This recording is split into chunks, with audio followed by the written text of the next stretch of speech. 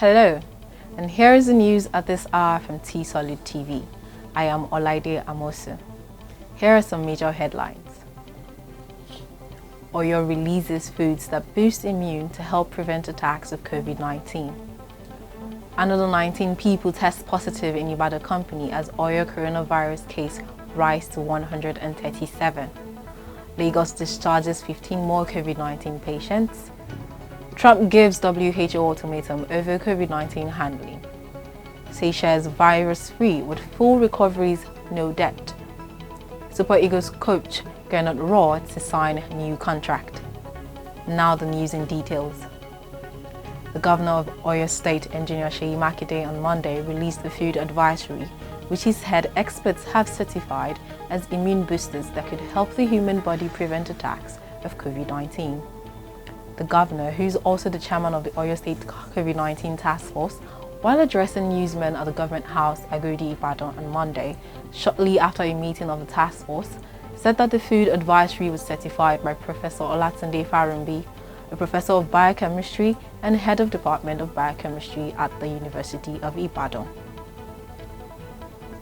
Another 19 cases have been recorded in the yet-to-be-named company in Ibadan as the number of confirmed cases in Oyo State rises to 137. The state governor and the chairman of the COVID-19 task force in the state, Governor Seyi Makinde, made this known in a tweet on his verified Twitter account on Monday night.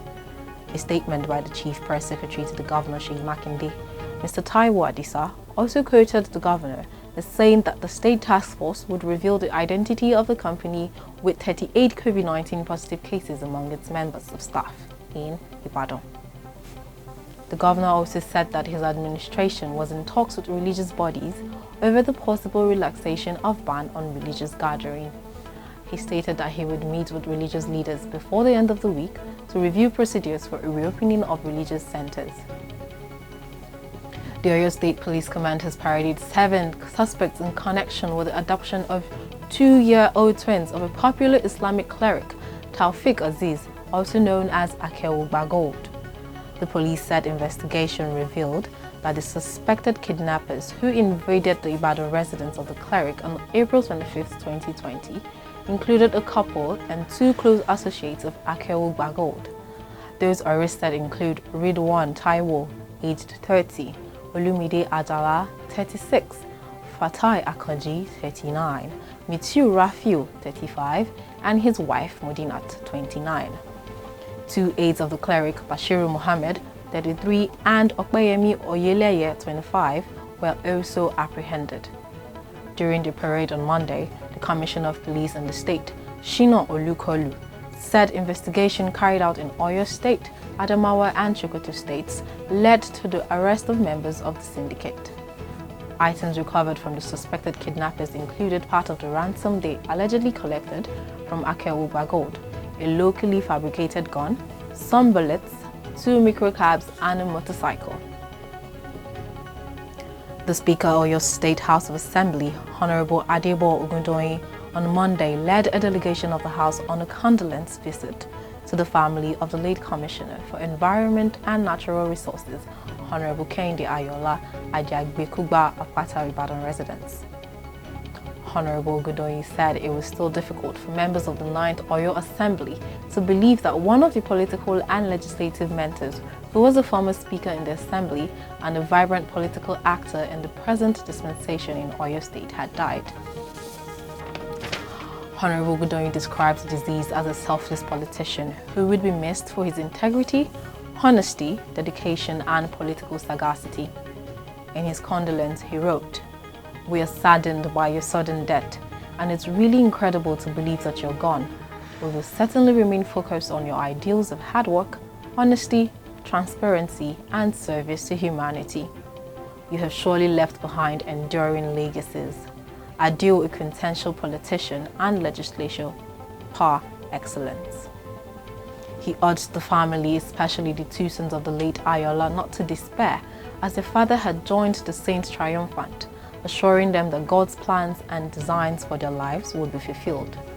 He used the medium to inform the family that the 9th Oyo Assembly will participate fully in the funeral for the late former speaker in order to pay him the last respect and to accord him a befitting legislative honor.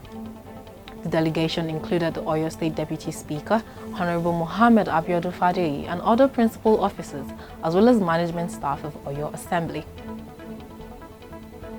The federal government has announced that the pilots of the impounded Flare jet aircraft would be quarantined for 14 days, adding that all necessary sanctions against the British Aviation Company would be applied to the fullest. A Legacy 600 aircraft belonging to Flare jet with registration GERFX was impounded by the federal government at the Murtala Muhammed International Airport in Lagos on Sunday for carrying out commercial flight operations despite the ban on such flights in Nigeria. According to reports, the Nigerian Civil Aviation Authority had begun investigation into the matter, which was confirmed by the Minister of Aviation, Hadi Sirika, while speaking on Monday at the daily briefing of the Presidential Task Force on COVID-19 in Abuja. The minister also stated the crew of the aircraft were all British nationals, as he stressed that investigations into the matter will be concluded soon. Lagos State has recorded 15 more coronavirus recoveries. This brings the total recoveries in the state to 623. The State Health Commissioner disclosed this via Twitter on Monday night. He said 177 new COVID-19 infections confirmed in Lagos. Total number of confirmed COVID-19 cases in Lagos is now 2,566. 15 fully recovered COVID-19 patients, 9 females and 6 males. All Nigerians were discharged. This brings the total number of COVID-19 discharged patients in Lagos to 623. And on the foreign scene, President Donald Trump late Monday threatens to permanently pull U.S. funding from the World Health Organization if it does not commit to major substantive improvements in the next 30 days. In a letter to WHO Director General Tedros Adhanom, Trump accused WHO and its Director General of repeated missteps in responding to the pandemic, which have been extremely costly for the world. He further reiterated that the only way forward for the World Health Organization is if he can actually demonstrate independence from China. Brazil has now become the third highest number of novel coronavirus cases in the world. According to official figures released on Monday, a troubling surge for a country struggling to respond to the pandemic. With 254,220 confirmed cases, Brazil has now surpassed Britain, Spain, and Italy in the past 72 hours on the list of total infections, and is behind only the United States with 1.5 million and Russia with 290,000 cases. Brazil has registered 16,792 COVID-19 deaths, the sixth highest toll in the world. But experts say under-testing means the real figures could be 15 times higher or more. The giant South American country of 210 million people is torn by a political battle over how to respond to the virus. President Jair Bolsonaro compares the virus to a lethal flu and condemns the hysteria surrounding it and is urging the country to get back to the work to stop an economic crash. State and local authorities, however, are largely calling on citizens to stay home and practice social distancing, backed by the Supreme Court, which gave them final say in the matter. Seychelles has attained virus-free status after the Health Ministry announced full recoveries as of Monday, May the 18th. The country becomes the third in recent times to achieve the feat, behind Mauritius and Eritrea. The country's case tally stood at 11 confirmed cases, all of who have been successfully treated and discharged, while 74 others remained in quarantine.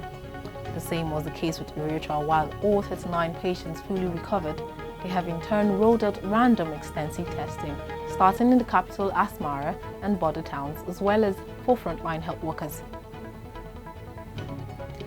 And in the world of sports, Nigeria coach Gernot Rohr will sign a new contract next week after agreeing on terms to extend his 4-year stay with one of Africa's football powerhouses, the national football body said on Tuesday. During the new two-year contract, Rohr will be expected to lead Nigeria to qualification for its 7th World Cup finals and the 2021 African Cup of Nations in Cameroon. The Executive Committee mandated the General Secretary to liaise with Super Eagles technical advisor, Gernot Rohr, with a view to concluding all matters around his new contract within the next 1 week. The Nigerian Football Federation said in a statement on Monday. Rohr, who was 66, has been in charge of the 3-time African champions since 2016. Celtic were crowned champions for a record equaling 9th consecutive season as the Scottish Premiership campaign was declared over on Monday.